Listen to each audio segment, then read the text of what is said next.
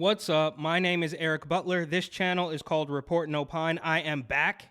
And from the New York Post, desperate New York City merchants turn to K9 units to sniff out shoplifters.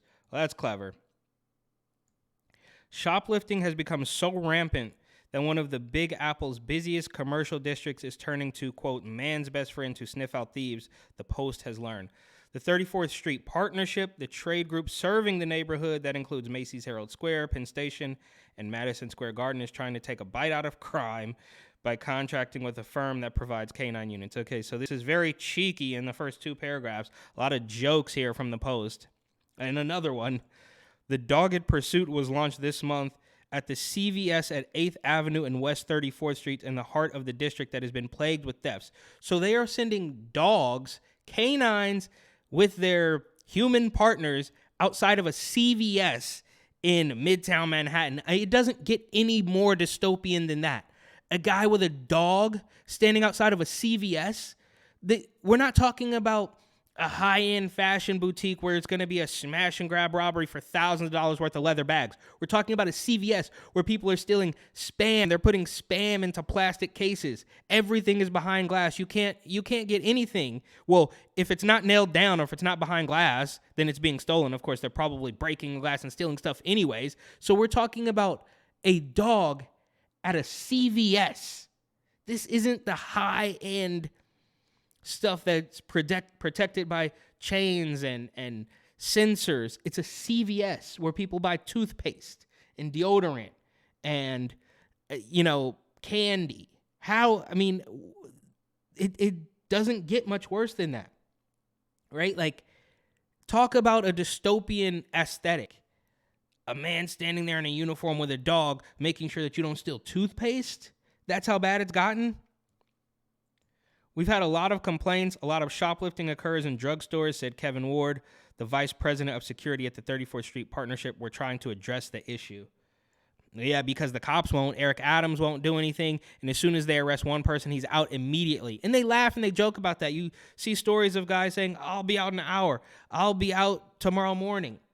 Right? They know that they have the upper hand because these weirdo, quote unquote, progressives, they don't want to prosecute anything. And it's not that they don't want to prosecute people. It's not that they don't want to enforce the crimes. It's that they enjoy the chaos. They need the chaos for their control, right? So it's not like, they say it's about race or it's about equity and mass incarceration and all that stuff, but it's really about just maintaining the chaos so that they can continue to gain more control. So with more chaos comes more reasons to ask for funding, more reasons to ask for control, more reasons to say that you are going to solve the problem. So that's why they like the chaos, in my humble opinion. The program, which the trade group says costs in the low 5 figures monthly, was a necessary investment amid a flood of shoplifting complaints and lax enforcement tied to the state's soft-on-crime laws. Quote, we decided to have a very visible deterrent, said Ward, a retired police officer who was chief of staff to former NYPD Commissioner Bill Bratton. As part of the initiative with Stapleton Security Services, a firm led by a retired veteran of the NYPD's Emergency Service Unit, 3 K9 units accompanied by handlers are posted in the vestibule of the store and outside working in shifts.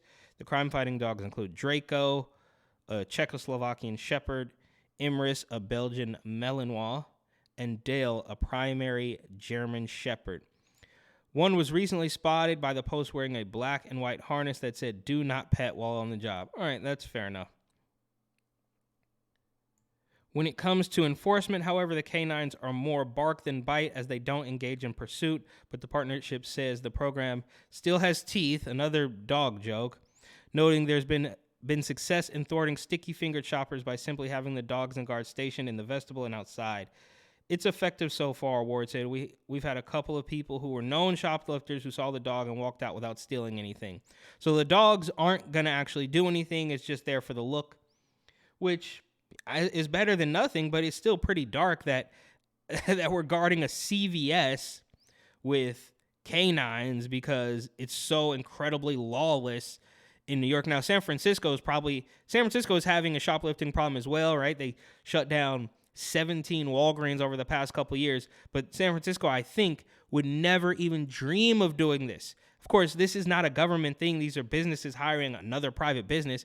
But in San Francisco, that just wouldn't be tolerated, right? The people of San Francisco would rather not have a place to shop than try to stop shoplifters for fear of being called racist, because that's how absolutely brainwashed they are, right? They don't know, they don't realize they're the butt of the joke, and they never will. Maybe it's because they're smoking weed all day. Maybe it's the fentanyl. Maybe it's the trank. I don't know. But no, if you're in San Francisco and you ever manage to see through the nonsense and crawl and see through the haze, you have to leave. You can't stay there. I mean, in New York, you can stay there, you know, if you have a good job and try to fight through it, and it's not really that big of a deal, I guess. I didn't do it, but I'm not from there, so there was nothing keeping me there. But my point is, if you ever see through the haze of the agenda and the fake news and the manipulation and the political thuggery, if you ever see through it, you can't stay there. You wouldn't be able to. You'd go crazy because you would know every single thing is targeted at controlling you, right? And I'm not saying there should be there's two different schools, like as far as the lawlessness is concerned, right? The government wants to control, the New York government and the California government want to control everybody's literal thoughts, so you can't question them. So that's a difference from the police force and the government actually controlling the crime, right? So they want to control your thoughts, but they don't want to control the crime, as far as I can tell. Initial reports over 5 days from February 15th and 19th show that the K9 unit prevented at least 25 thefts and deterred others, according to the trade group. I don't know how they can really prove that, but on February 15th, a homeless man, an unsheltered man, attempted to leave the store with unpaid items. In the morning, he dropped the goods and fled after being approached. So these people still aren't going to see any consequences. They'll just try again and get to the door and drop it and run, and nobody's going to go after them. Nobody's going to arrest them. It's just that the store won't lose so much money. On February 16th, 2 known serial shoplifters entered the vestibule of the store but left without entering after seeing the canine. Okay, so they know these people. They're known shoplifters. All right, fair enough. A man attempted to leave the store without paying for 2 boxes of Tums and 3 bottles of juice. They have dogs to protect Tums and juice. The manager alerted the guard and canine, and the thief returned the items when approached. On February 19th, a homeless man attempted to steal a carton of orange juice along with a container of fruit salad. This is crazy. Like, we're not talking about designer handbags. We're talking about Tums and fruit salad. CVS fruit salad, I can't imagine is that fresh. Reports of shoplifting have skyrocketed by nearly 60% in the Midtown South precinct that encompasses the 34th Street Business District, with an increase of 1,000 complaints last year from 2021. So people know now, right? After the riots, after the Summer of Love back in 2020, and the extreme faction of, I don't know, New York weirdos had complete control, they knew it, right? So before, they were rioting for reparations and justice for George Floyd and Breonna Taylor or whatever. But once they saw that worked, they just did it because they needed a new bag, or a new pair of sneakers, or in this case, a bowl of fruit salad. So they know they have complete control. And that makes sense because you had the cops in Brooklyn literally bending the knee to these protesters, and they've submitted. They have no more control. They have no more power. Again, they have control, or they want to have control over your thoughts, what you say, but they won't control what you do. So if you say, well, I won't say it because then I'll get kicked off YouTube, but if you say a certain thing, you'll be arrested. But if you steal from CVS every day, you won't be arrested. The worst that will ever happen to you is that some guy with a dog will show up, you'll drop it and run away, and no consequences will ever be had for the shoplifter. Retail thefts that turned violent more than doubled, with cops recording 219 robberies that started shoplifting incidents in 2022 versus just 95 the prior year. But the shoplifting scourge isn't isolated to the pricey touristy area and transit mecca. The retail theft surged more than 63,000 complaints last year, a 45% jump from the year prior. Wow. More business districts, including Fordham Road and the Bronx, are launching or beefing up their own private patrols to help curb the shoplifting epidemic. The disturbing trend has continuously trended up each year since 2006, the earliest year for which NYPD data is available, but it's hit record levels in recent years. Ward said the partnership and the stores themselves can only do so much with thieves who feel emboldened by a broken criminal justice system. So that's also funny, is that he says the criminal justice system is broken, but you have weirdo extremists on the left who also say the criminal justice system is broken, and they're looking at it from the exact opposite angle. So this guy's probably saying, like I would say, that nobody's seeing any consequences. It's broken. And then the people on the left are saying, well, bail is wrong, and that's racist. The criminal justice system is broken. It's all about your racism, okay?